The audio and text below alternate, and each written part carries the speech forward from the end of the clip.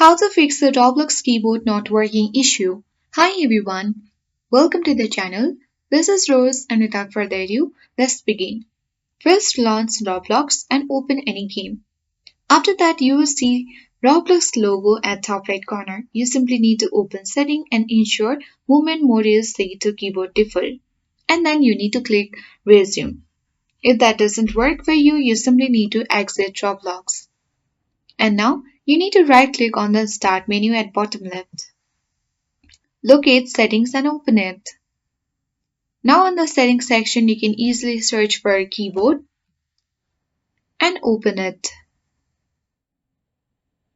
Here you need to make sure that you turn on screen keyboard, and you can easily use this on screen keyboard for temporary use.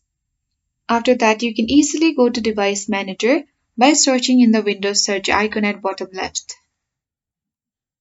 Open it by clicking open at top right. Now from this section, you have to navigate to keyboards and expand the section. Right click on your standard PS2 keyboard and then update the driver. You need to search automatically for driver and update it. After that, cross mark this. And now simply you need to click on no button. Close this and after that you will successfully fix Roblox keyboard not working issue.